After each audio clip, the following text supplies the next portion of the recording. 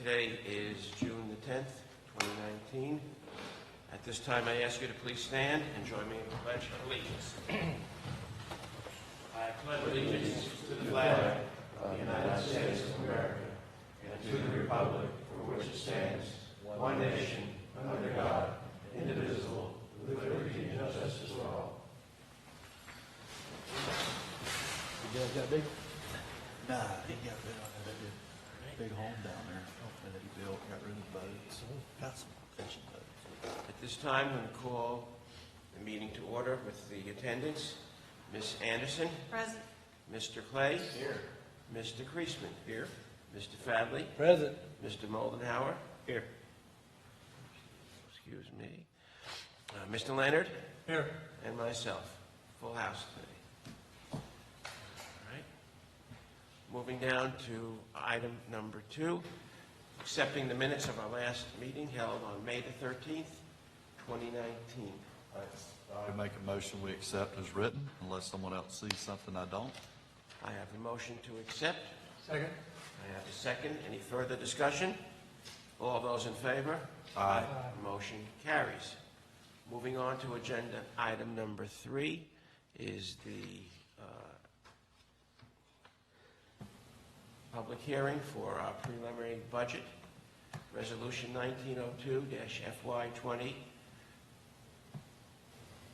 We open up the hearing now for the public. Make a motion that we open the public hearing. I have a motion to open. Second. I have a second. Any further discussion? All those in favor? Aye. Motion carries.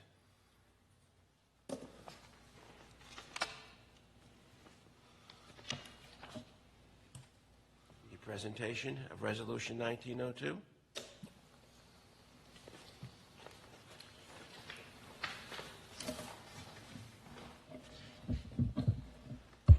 Mr. Chairman and board members, I'll read just by the heading, Resolution 1902, a resolution of the Okeechobee Utility Authority, Okeechobee, Florida, adopting the preliminary budget for fiscal year 2020 from October 2019 through September 30th of 2020, providing for filing a copy with the authority clerk and directing that the copy be furnished to the city of Okeechobee, Florida, Okeechobee County, Florida, and providing an effective date.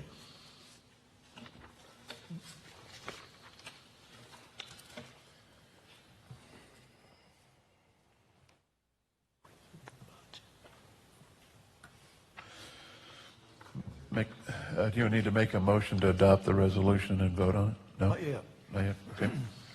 There should be a presentation of the budget. Okay. This is a public hearing, so the public's got a right to know. All three of them. Right.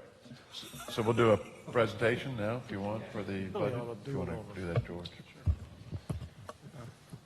Morning, board members. I'll kind of go through certain pages of the budget. The most important item is, though, that there's no rate adjustments presented in the budget. Then I'll go through the revenues. So if you go to section B, page 2, if you look at line 13 on page B2, you'll see that the revenues are projected to be up $80,000 over last year's budget. And if you go down to lines 16 through 19, you'll see that non-operating revenues are projected to go up $132,000.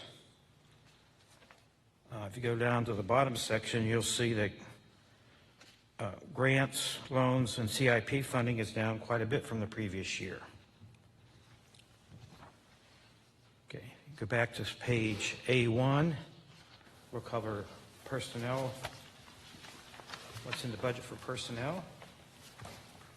And bottom of page A1, there's a 1% cost of living adjustment for personnel of $26,000. There's a cost of employee merit increase of 1.5% for $52,000. And then a cost for employee bonuses of $46,000, 1.5%. And all that totals $125,000 of increases over the previous budget. The next line is the projected increase for health insurance cost. We've been at $620 per month per employee for the last 4 fiscal years. And so what's being requested is an increase to $775 per month, which is $155 more monthly than we currently are paying. The latest information we have from our insurance provider is that rates will probably go up 8%. And so that's what's been put in the budget for your consideration. And if you go down to the next line, you'll see our pension contribution is $343,000, which is 14.2% of budget, and that's down from $396,000 last year. Then if you go to page C1, tab C, you'll see at the top of the page, the total department and operating expenses are $7,644,000, and the next line tells you that it's a 0.83% increase to $63,000 over last year's budget. Then if you go to the next page, C2, you will see that our non-operating expenses on line 32 are down $110,000. That's primarily interest, and that's primarily because we paid off SRF2 back in February. Okay, then the next place to go to would be item D, D1. And on D1, you'll see at the top of the page that there's departmental requests of $880,750, and all those items are listed on that page. And then the next page, D2, if you look at the top through line 21, you'll see that there's capital improvement projects requested for wastewater and water, and those all total $1,689,000. And then line 30 is the total of the wastewater and water CIP projects and the departmental requests. That's $2,569,000. And then footnoted at the bottom of the page is starting at line 34, is the Southwest Wastewater Service area.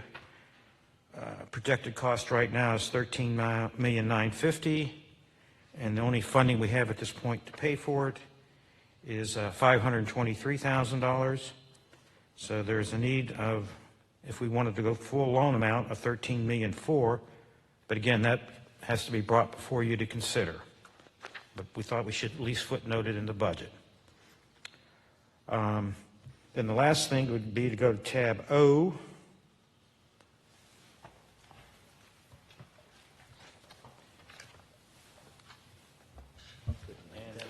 Very bottom line on tab O, if you can read it. I know the print's very small. What are y'all trying to hide? It's small because the numbers are small. Okay. So anyhow, you'll see that the total projected fund balances are $4.6 million. And there's really 3 pieces to that. There's $3,079,000 for our standard reserves.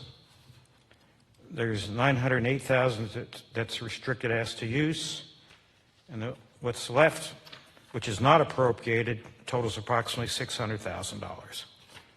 And that's a quick summary of the budget that's in front of you. Thank you, George.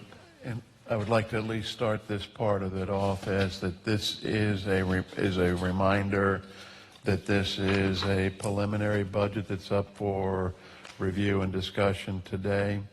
We will have, this is a starting point, so these numbers could go up or down, additions, deletions, as the board so directs. And the goal is to get to the September meeting where we could have a final budget, something that we would live for the next year. So keep in mind that this is a starting point, if you will, and we can go up or down or around from there. I would certainly entertain any kind of discussions on any of these topics that we could go over in discussion with you, if there would be any. So the new the rise in our cost of health insurance is about $37 a week additional to our employees. Is that what you said, 155? It would be 155 per month, and keep in mind where that was established was that it's from a budgeting standpoint, it is a fixed number that we apply to each individual that they can only use for health-related issues. It's not money in their pocket, so to speak. If they have $600 for insurance or eyeglasses or dental, then that's all they're going to see. They won't be able, it does not go into their paycheck. So it would be a cap, if you will, that the OUA expenses are. Now, and what part of that are we covering now as a percentage for the employees?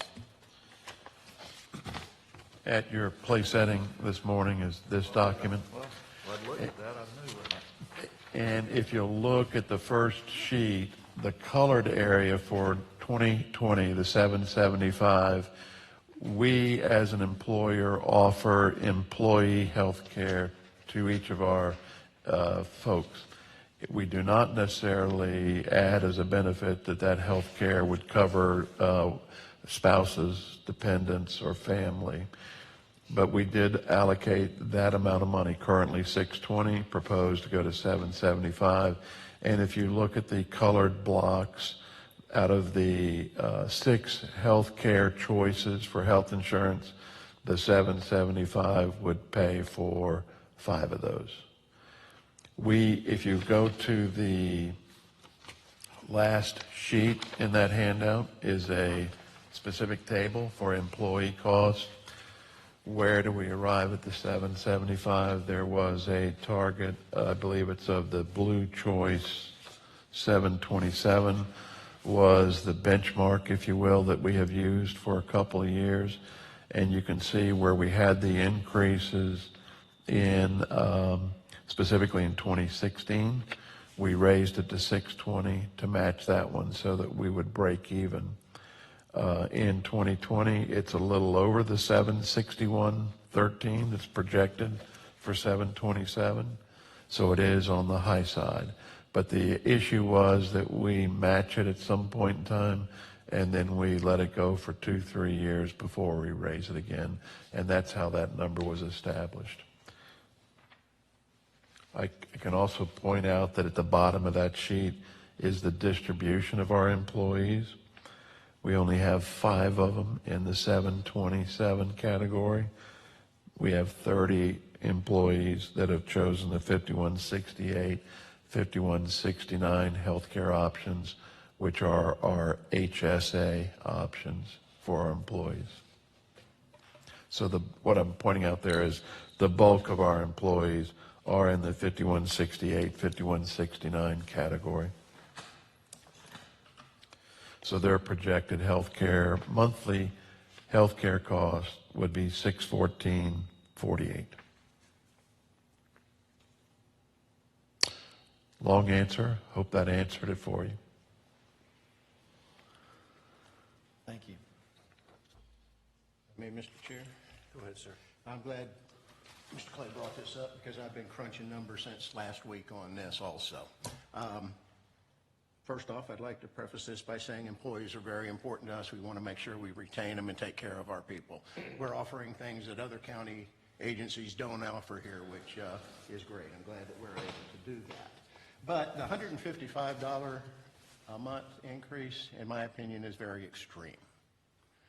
The 727 we're looking at, the paperwork I got Thursday, there's only 3 employees in that. Where we have 30, was 5 this morning. Mysteriously, 2 more people joined, but That went from 2018. The 2019 numbers were probably not in the earlier. So for 2019, we went up to 5, sir. correct. We've only got 5 in there, but we have 30 down at the other end, which you alluded to, that most of the people participate in that. So what I did is I averaged out the difference between the 1990 OUA contributions and the projected 775, I think 775 you're looking at. And if you average that across the differences between all the plans, the difference is only $52.93, not $155. That's a per month number. So I think we're still within the safety factor of supplying the best we can for our employees, just raising it to $675 instead of $775. And I understand this is a budget, and you're putting meat in the budget to take care of some other things, but I think we can bring that down a little bit. It works out, what's proposed by staff, at $775 by 43 participants. That comes out to $30,000 a month, roughly. At the 620, what we're paying right now is $26,000 a month, which is a difference of $2,365 times 12, or $30,000 a year. With the projected change you're looking at right now from 620 to 775, that's $6,000 a month times 12. That's $80,000 we're increasing this year. I view that 155 as part of the benefit package of our employees. We're projecting a 4% raise plus $155 a month on top of that. That's extreme. I want to come to work for you guys. That's a heck of a raise. So I just get my 2 cents worth in. I think we can back that down $100 a month to $675 from $775, and we're still taking care of our employees very well. How much are we spending a month on our little deal here in town, urgent care? There's another caveat. Wasn't it 40-something thousand a year or something that, It's 27,000. oh, that's come down, it's 27,000 a year Yes, now? sir. They're changing the budget on that. Okay. Now, how much, have we been able to monitor that and see what how much we're utilizing that? There is going to be a document provided next month on the first, if you will, 6 months of usage. Some of the preliminary numbers, I think, are around 50 to 60 visits a month. Really? I don't want to be mysterious here, but I think that's what it is. It's something. The number that I remember was 50 or 60, and I don't know for sure what that is, but we will be bringing that to you. Yes, sir. I just seen double-digit increases where I'm at. I was just wondering if that is the reason we're not seeing double-digit here is because we're using that offsetting our costs by using urgent care.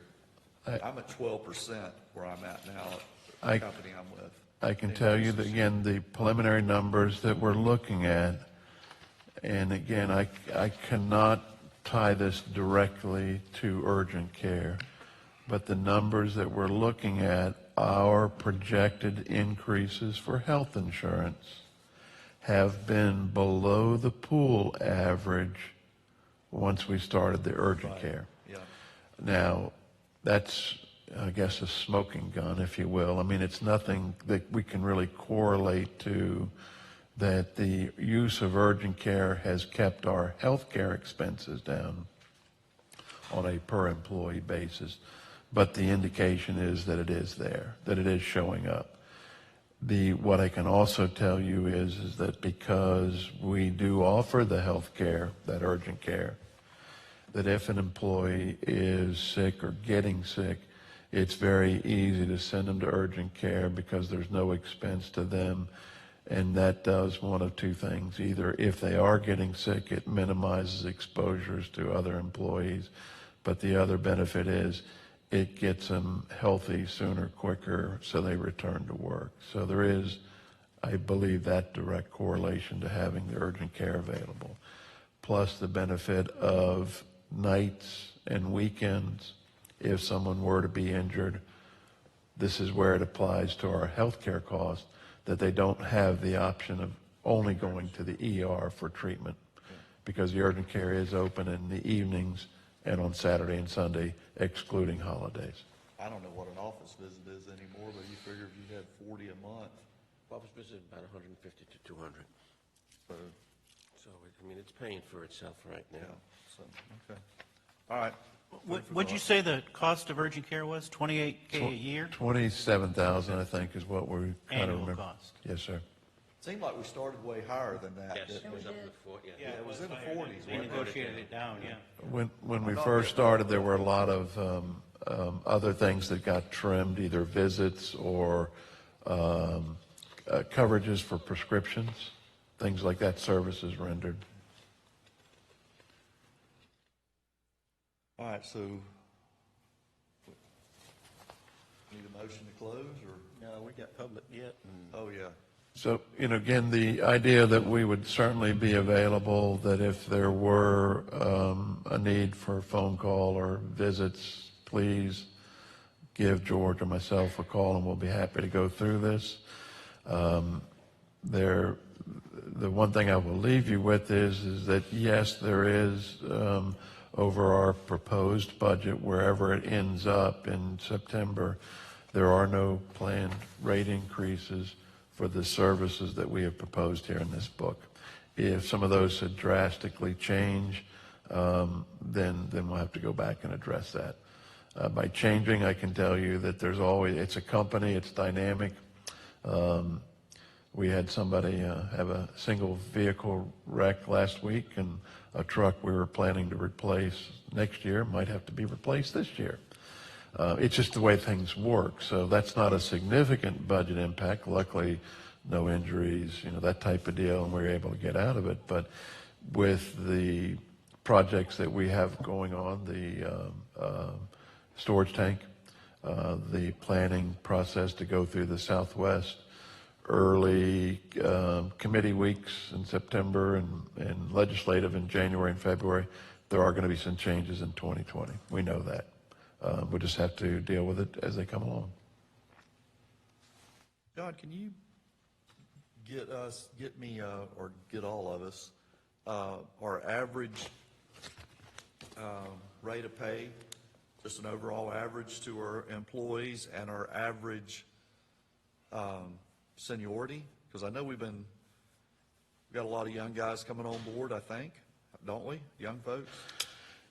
It is something that we struggle with on the seniority and the new guys, because the new guys, there are people that are continually leaving for varied reasons. Some are moving, some are just changing jobs for better pay and conditions.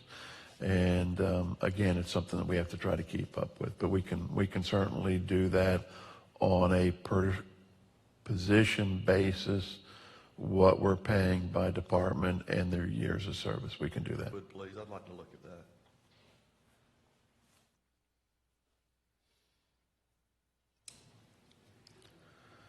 Any comments from the public at this time? Nobody? Not one? Okay. Any further comments from the board? Other than what we discussed? Motion to close public hearing. A public hearing. Motion? I'll second. I have a second. Any further discussion? All those in favor? Aye. Motion carries. opposed, aye. One opposed. I want that other thing taken out of the budget. Okay. Motion to approve Resolution 1902 at this time? I make a motion that we approve 1902. No, that was closing the public hearing. I have a motion. Do I have a second? I'll second. I have a second. Any further discussion? All those in favor? Aye. Opposed? Opposed is noted. Motion carries. Moving on to item agenda number 4, consent agenda. Mr. Chairman, I'd like to pull item number 8, please, for discussion. All right. Item number 8 will be pulled. Any other items at this time? Do I have a motion to accept? Motion to approve consent agenda as with item number 8 pulled. Oh, okay. Do I have a second? Second. Second. All those in favor? Aye. Aye. All right, motion carries. Item agenda number 8. Invoice from Boselli and Berg LLP. Chairman, the reason that I wish to have this pulled was this, what is it, 46th Avenue Villa, Mr. Rocky, is starting to accumulate some legal fees. And we haven't had a good report in a long time. I'd like to get an update from either our executive director or attorney on where we are with this, because we're cutting a lot of checks here lately. Yeah, let me jump in and help on this. We thought we had this matter resolved a couple of months ago. We got to the brink, and then all of a sudden there was no deal. Why, I don't know. John doesn't know, nor does Harold know why the back off all of a sudden. Because we had the agreement worked up, all of the points were pretty much agreed upon, and I really don't know what happened, because all of a sudden, deal was off the table. It was nothing that we did. We were ready to proceed further with it. That followed up with what's called discovery. Jeff knows what discovery is. That's all of a sudden you're getting in the other guy's chest drawer, trying to find out what he's got, what has he got paper-wise, and all of this. We had sent discovery to them on items that we asked for them to produce for us. They sent us one. And that, based on the one that we had, it was quite an accumulation. John, how thick were the documents? It was 3 inches thick on the stuff that we sent them. There was probably 300 or 400 pages. I don't know. I mean, you're quite a stack of documents. Now, part of the attorney's fee is having to look at the documents we produced, organize them, get a feel for exactly what they are portraying as far as we as a defendant are concerned, because he's got to understand that. He's got to be prepared for the other side, because down the road, they'll say, well, now you gave us document so-and-so, can you explain how that helped your lawsuit? Or anyhow, all this is part of the discovery process, and most of the fees that you're seeing are based on analyzing documents produced. Who do we want to use as witnesses? That's another part of it. Answering interrogatories, which we've done.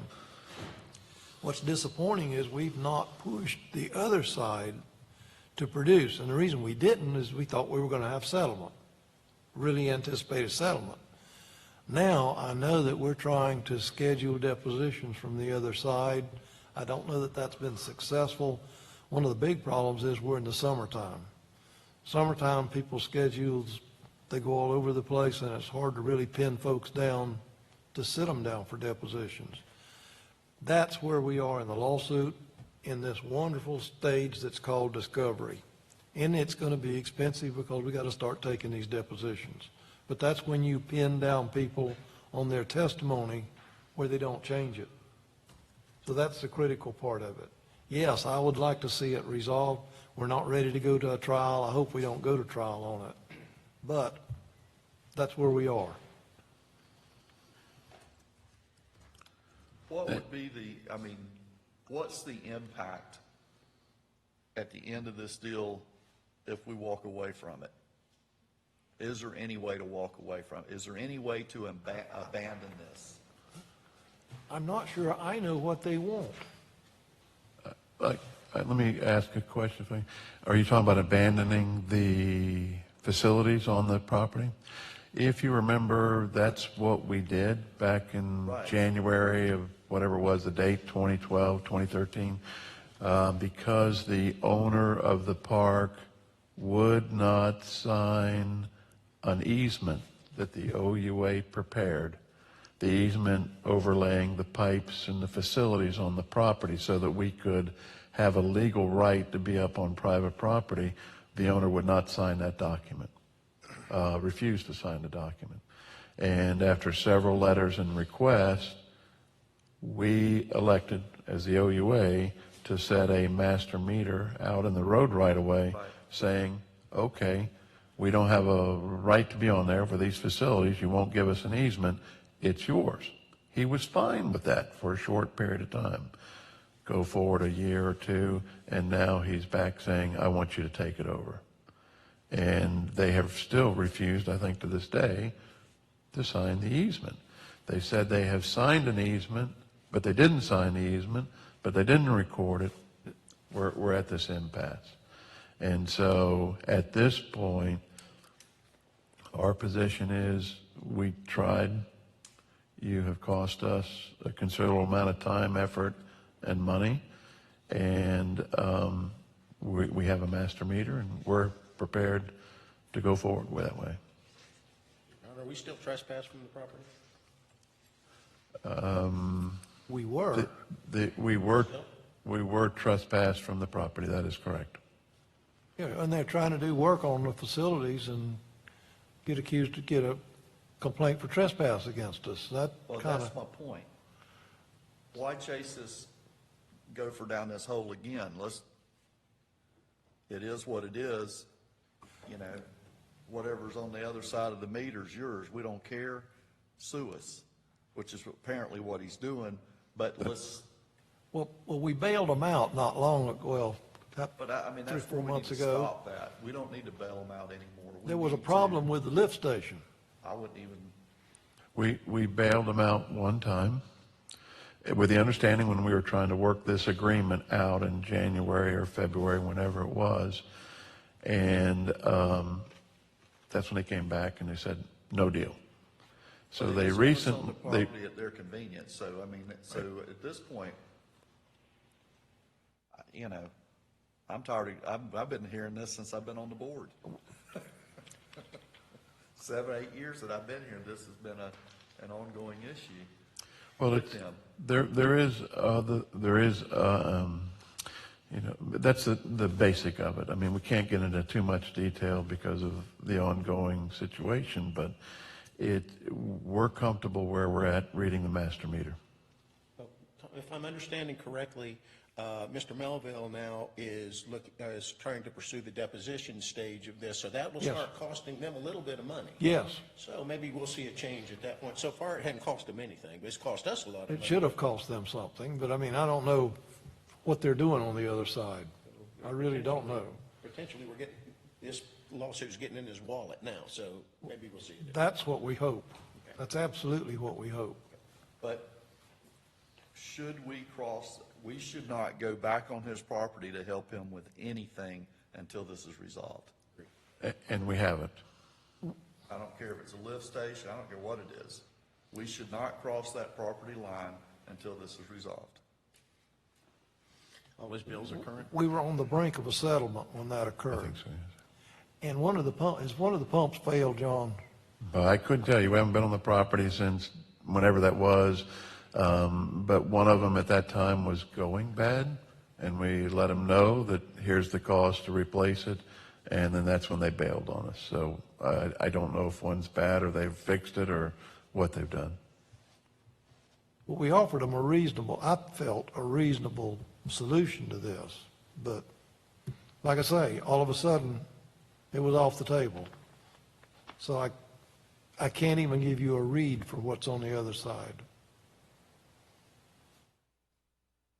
Yeah, we're 24 grand in here and over nothing. We're not even at trial yet. Yeah, I mean, it's a lot of money. It's frustrating. I mean, he's making money every day out there because he's collecting rent. And good for him. I have no problem with that, but let him handle his own stuff. I agree. I agree. Well, if Want to vent for a minute? there's no further discussion, I'll make a motion that we approve the invoice in the amount of $5,095.33 to Vocal and Berg. Second. I have a motion, I have a second. Any further discussion? All those in favor? Aye. Opposed? Motion carries. All right. Moving down to item agenda, C, would be 11. 11, invoice from Eckler Engineering. That was on the consent agenda, I believe, sir. Oops, is- We're up to 12. I'm sorry, excuse me. Item number 12, OUA policy and pipeline extensions. Chairman, at this point, would it be out of order to go ahead and reverse what's going on here, and we have a presentation from Mr. Durantz before we go into the policy making? Would that be appropriate? That's certainly appropriate if the board so chooses. With no objections, Mr. Durant is here. He has a property on Southeast Ninth Avenue. Our gravity sewer lines extend to what would be the west side of Ninth Avenue. He happens to be on the east side. He contacted the OUA about a line extension for a gravity sewer. We would have to open cut Ninth Avenue and extend the piping to the east to his property and to the property owner immediately to the south of his. And there was a cost estimate for that line extension to the tune of, I believe it was a little over $3,000.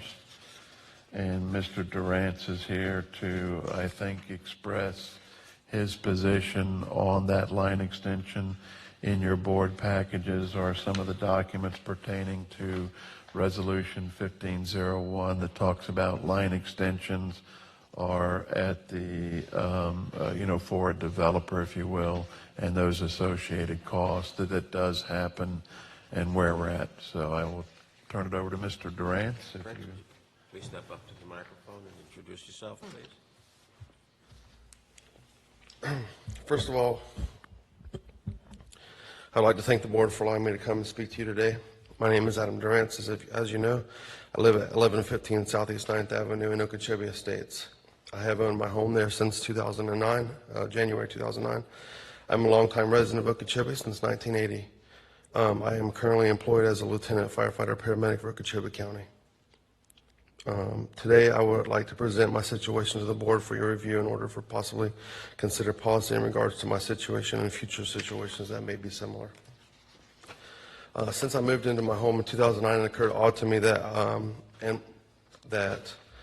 myself and the adjoining property at 1117 were on city water, but not the city sewer. It has been my intention since then to move toward getting hooked up into city sewer. 2 years ago, I inquired about this, and the cost was, at that time, was $2,936. At that time, given my financial circumstances, I wasn't able to afford that hookup. I decided then to get to a place that this could be an option for me in the future. The beginning of this year, we were switching bank accounts and changing the billing information at the local OUA office. At the time, I again inquired about the hookup to the sewer. I was told the fees were reduced to $1,734. And if I was interested, I could let them know and the process could start. My wife and I saved the money, and along with a little extra, because we were also advised at the time other fees that would occur with a hookup fee, like abandonment of septic tank, permit fees, and cost of material for the connection to the residents. I waited 2 weeks and made contact with OUA again. I was informed to call back in a week in regards to that it had to be reviewed and by John Hayford, and I did. I called back I followed their instructions upon speaking with them again. They informed me that the cost was $4,775.75 fee, which included the cost of construction and hookup fee. They informed me that the cost was divided between myself and my neighbor, bringing the total to $9,551.50. They informed me that they had payment options available. I was given time to discuss it with my wife and called and informed them that I would like to proceed with the hookup.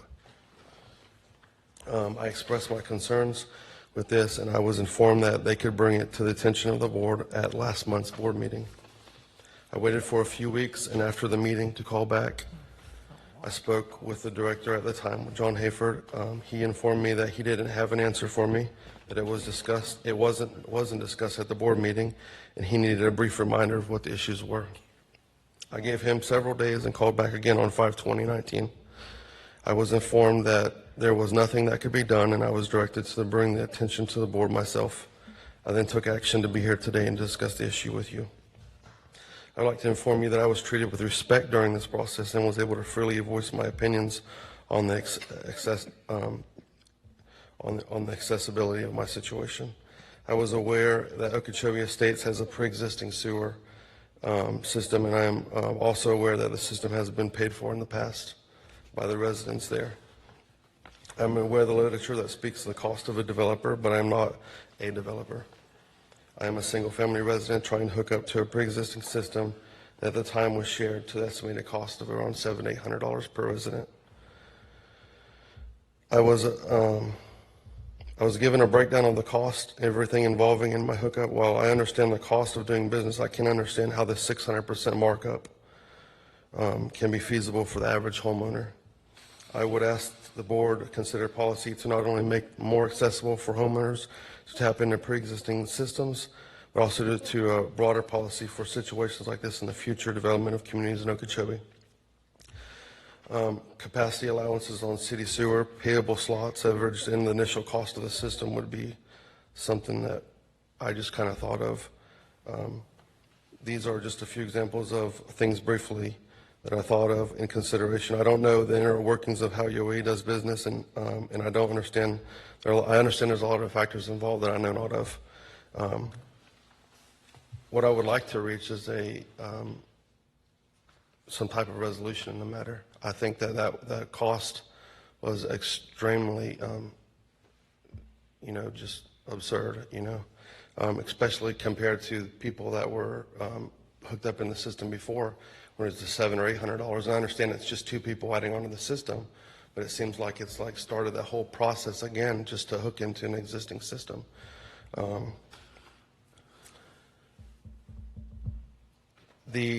And there seems to be like a disconnect on the prices. Like originally when he said this before we started, it was the $2,900. That was not the price that I was given. I actually have voicemails stating what they had said, the $4,775, which was the $1,734. When I look at the resolution on Article 27, it's only a $734 fee.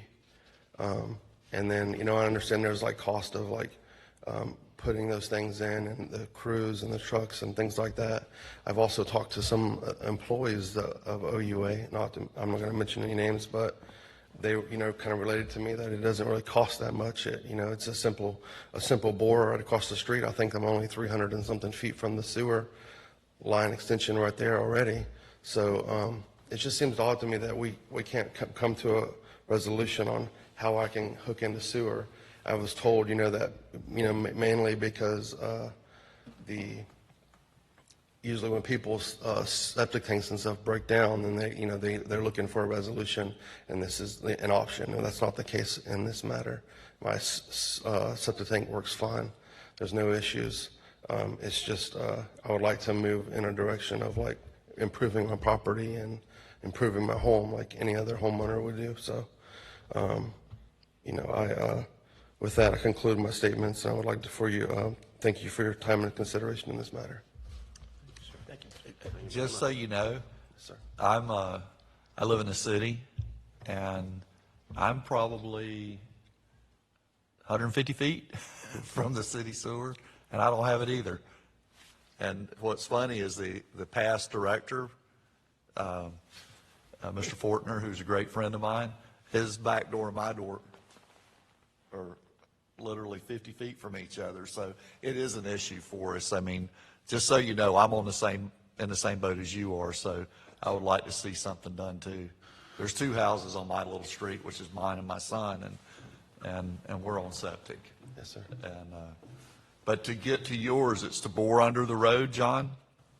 No, sir, we'd have to open cut the room. The boring, I don't know who he talks to or where that information.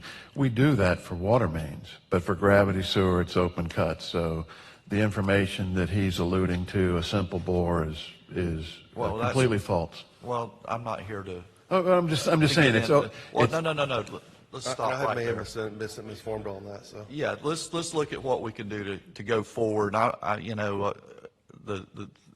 This said, that said, I don't want to hear any of that. What I want to do is find a way to get to an accommodation for people in the future, not just him, me, and everybody else. So, we go through this. I mean, it's just, people talking, that's just, we need to put that out of the play. So he's there's a line across the road from him that goes down? I believe it's down 12th Street. So my property faces west. In your board package, 9th Avenue is running primarily north and south. The gravity sewer stops on the west side on 12th Street. That would have to be extended east through 9th Avenue to get to his property and the adjoining property on the east side. So it would require open cutting the highway, Okay. laying approximately 150 feet of gravity sewer pipe for the connection for the two houses. So what we had proposed, which was a process that we went to the maintenance department, they said, all right, how much time, effort, money will it take to put in this sewer line? And they came back with a cost of about a little over $6,000. Explain that cost to me. It's involved with the labor, the equipment such as whether it's a backhoe or mini excavator. That we own. That we own. The So what are dump we truck- charging per hour for our machines? The dump truck is at $35 an hour. The excavator's at $35 an hour. 2 hours. It's going to cost $6,000 to put 150 foot of pipe in. That is correct. Yes, sir. That's the estimate. That's- And